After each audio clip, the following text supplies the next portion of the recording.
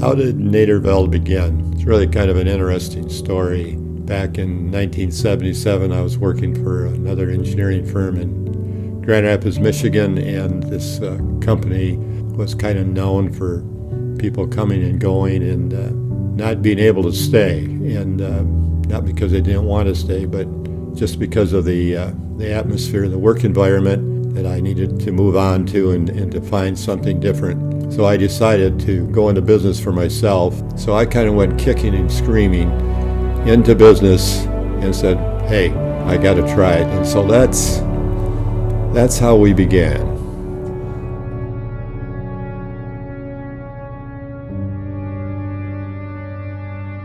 I remember starting out in 1977, and the first day we were in business, working all day, and then coming home that night and not sleeping at all that night, getting up at early in the morning and saying, now I've got to go to work. And first time in my life, I've never slept all night.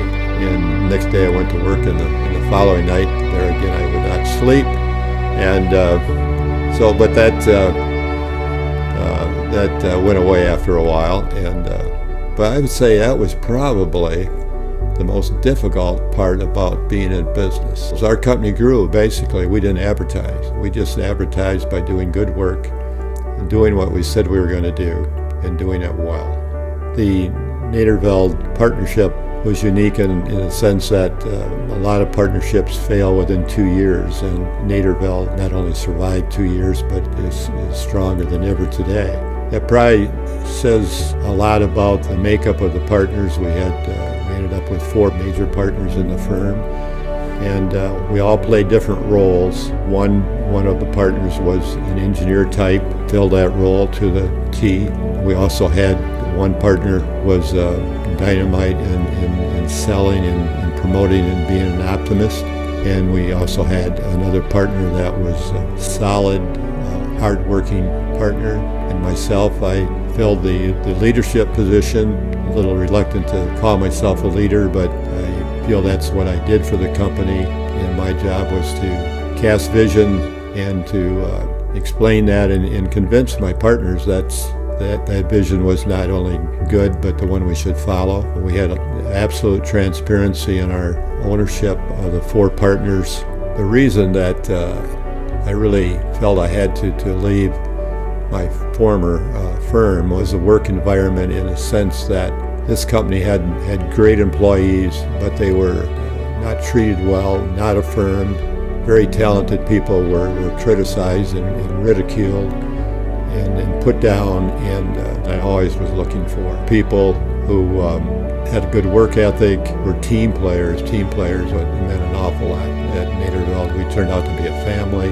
That's the way we grew, finding talented people and staying with those employees and constantly affirming them and moving them into the area where their real talent lied. I think that was really a strength of Nederveld, is identifying people when they came on board, what their real talent was, and to move them into that position.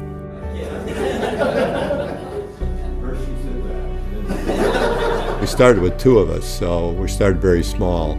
The first field man that we hired came from my old company, and he's still at Nederveld today. Hopefully that shows the type of person that we selected. We build our company on referrals and doing a good job and being honest in all situations and treating the clients as you would like to be treated. A company has an opportunity to have a good name, and once you get a good name, like Nederveld has a good name, you never want to lose that. If you do something to lose that good name, you'll never get it back. This is all about character, it's all about integrity, and that's what I think is great about Nederveld.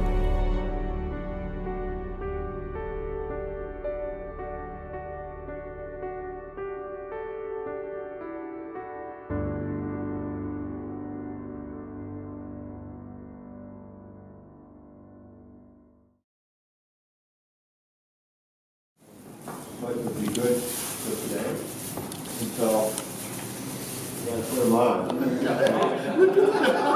That's awesome. Easy to do. Keep talking this. Thank you.